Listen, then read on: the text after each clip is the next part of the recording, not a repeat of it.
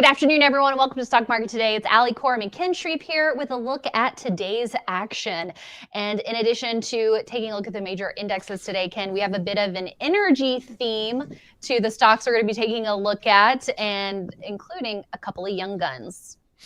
Yeah, definitely. Oil and gas stocks dominated the upside again today. So we'll take a look, starting with Baker Hughes, and then a couple of new issues that are acting well. One is Excelerate, and the other is ProFrac, which tried to clear an IPO base today. Came up a little bit short, but still looks interesting.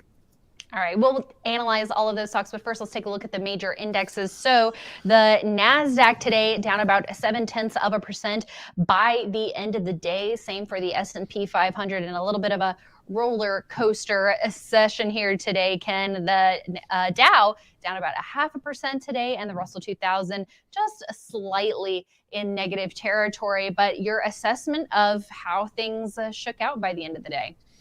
Well, it was just more volatility. Which way is this market wanna go? I mean, the Nasdaq was up intraday 1.2, 1.3%. All those gains faded badly, and then we rallied sharply off lows, and then sellers came into the market late again. So we'll see what volume ends up looking like on the Nasdaq. It looks like it's a close call to what we saw on Tuesday. NYSE volume does look to be lighter as well. So.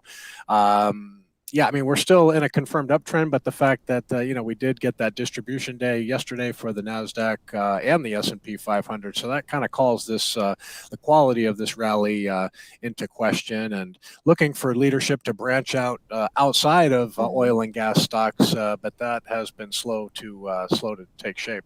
Yeah, that it has. And the NASDAQ did close below that round number of 12,000, but it's for now hanging above that 21-day line. So some support at that key technical level.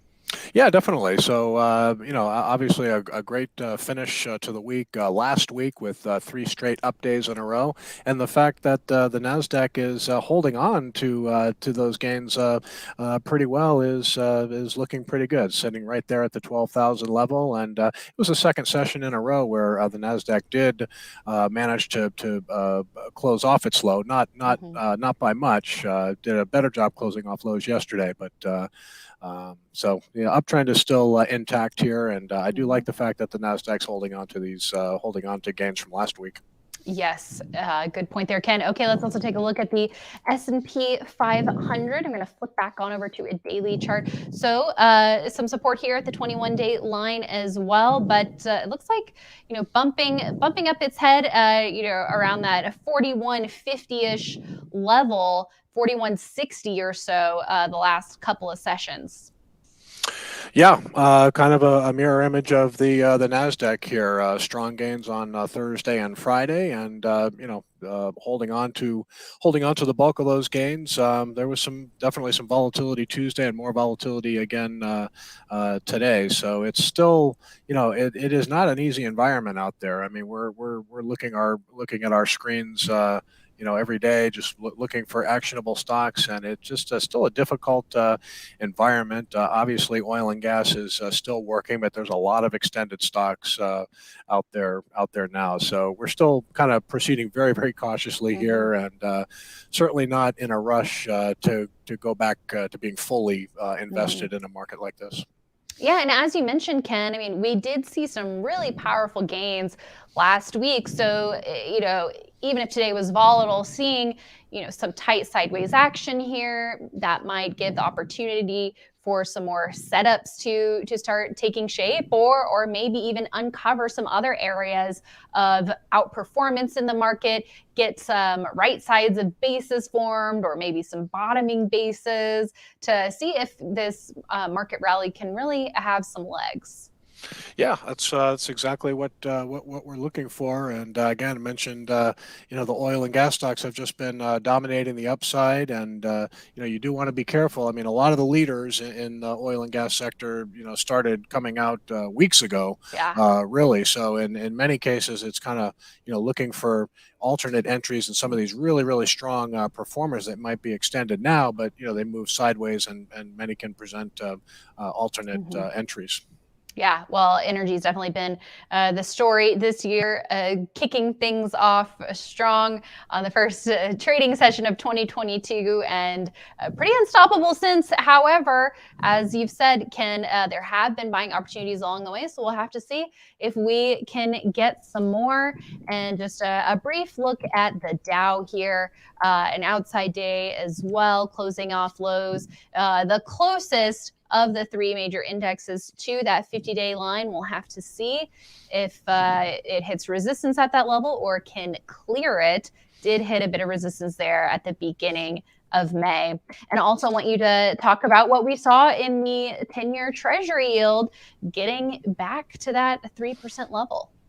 Yeah, pretty amazing. I mean, it got up to traded as high as 2.93. It was up about 8 or 9 basis points today as money flowed out of the bond market. So this is really sort of an area that for investors that's a bit unclear how aggressive is the Fed going to be between now and the end of the year. We know that 2 50-point hikes are probably already baked into the market, but what's going to happen after that? A lot of the reason why sentiment was so negative today was that J.P. Morgan CEO Jamie Dimon was talking about a looming hurricane for the U.S. economy. He's not only worried about the Ukraine situation and high commodity prices, energy prices, but he's also worried about the Fed starting their quantitative tightening, which is going to begin this month. They're going to start selling off bonds, and that's going to put upward pressure on interest rates. So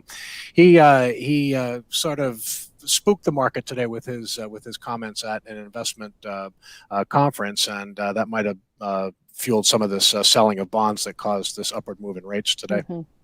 All right. Well, an ongoing story that we're continuing to keep track of. So thanks for that update there, Ken. All right. Well, you mentioned the strength in oil and gas. So let's start talking about some oil and gas names here. So BKR. Baker Hughes, it's working on a base, and it looks like within the base, there is some resistance around that 37, 38 area. Yeah, I think you could look at that recent high of 37.91 as an early entry point here. It's kind of floating right around that. You might look at this chart and say, well, it's a stock that's basing. A lot of energy stocks are racing towards new highs. But if you look at a weekly chart for Baker Hughes, you can see this stock did have a nice breakout, and it trended pretty nicely there, and then settled into this latest base here. So you can see two pretty big down weeks when the left side of this base was forming. Yep, one there. And then the second one, it did manage to close off lows, even though volume was heavy. So a little bit of support at the bottom of the base here, working its higher, not showing a whole lot in the way of accumulation, but this is still a setup that could work. And of course, like the fact that relative strength line is, nicely in new high ground. So still watching Baker Hughes and the machinery and equipment group. Big annual earnings estimates. The one caveat here is that sales growth. I haven't, done a deep dive with this company, but sales growth has been a bit sluggish in recent quarters, to say the least. But the big annual earnings estimates certainly catch an eye, and you'd expect that revenue is going to ramp back up in coming quarters. All right. Well, we'll keep tabs on that setup. And some recent issues here include Excelerate Energy, ticker EE. It's up about 9% so far this week, has an RS line blue dot on its chart. Perhaps an early entry last week with a declining tops trend line, now trying to break out to highs. And even though, Ken, this is in the utility gas distribution group, this is an LNG play. Yes, it is. And LNG had a big liquid natural gas or natural gas, I should say, had a big day today, up about 7%. We own Cheniere, or I can never pronounce it right, LNG. Sounded great Cheniere. to me. Yeah, on leaderboard. But yeah, this is a provider of liquefied natural gas distribution services, and really a classic IPO base here. It's come up sharply off lows after crossing that 24 level. So maybe it'll bide some time up here, and just kind of pause and maybe give a Mm-hmm. new entry here. But we like these new issues that are flirting with highs with good revenue growth, and you certainly have that with Excelerate. So this is Mm-hmm. definitely an interesting name in the LNG space. It is, and even though it is testing new high ground, Ken, I mean, with a gain of 9% this week on top of a sizable gain last week, 11%. So, up 20% in 2 weeks. As you said, it seems like even though one could say it's on the cusp of breaking out, it seems like given how far it's gone so fast, the best thing would be to see it settle down and that volatility to start contracting before getting a lower risk setup in play. Yeah, I totally agree with that. I would be reticent to buy the stock right now. You mentioned a big gain last week and another big gain taking shape this week. So, and again, as a stock works its way higher and closes in on a former high like EE stock is doing now, it'll often just start to drift lower and trade sideways. So I'm expecting that to happen with EE. That's why it's on the watch list, and we'll see if it can do what I hope it will do. Just kind of Yeah. drift sideways for a little while and form a handle and maybe go for a bona fide breakout here. We'll have to see. Okay, and PFHC is another stock we're watching closely. A narrower IPO base. It tried to break out above that level today, closed up by about 1.7% after being up much higher in the earlier on in the session. And who knows, we could see another strong follow-up day tomorrow for this field services stock. But we've talked about how volatile and tricky breakouts can be, and I think that's doubly true for IPO stocks. Yeah, definitely. I mean, in a upward trending market, good bull market, you want to look at charts, keep charts like EE and also PFHC, front and center on your watch list. This is another stock after several up days in a row. I wouldn't chase a stock here, but again, it crossed that 19 level. It looked like a breakout. Closed below the buy point, but you look at the weekly chart, which can kind of smooth out the day-to-day volatility. You mentioned this narrow base. It is a very short IPO base, but this is still one to watch because of again, that it's got that good revenue growth in recent quarters. It's a provider of hydraulic fracking services, which allows a lot of these oil and gas firms to get at hard to reach oil and gas. What they do, fracking, is basically they inject high pressure water, sand, chemicals, and it breaks apart the shale and allows companies to get easier access to oil and gas. So fracking has been around for a while, but that's what this company does, and they've got the good revenue growth, new issue, and nice little setup here. All right, Ken. Well, thanks for analyzing those stocks for us today, and for everyone for tuning in. We'll be back with more tomorrow morning on IBD Live. We hope you join us, investors.com/IBD Live, for all the details. We'll see you there, and we'll see you right back here tomorrow after the close.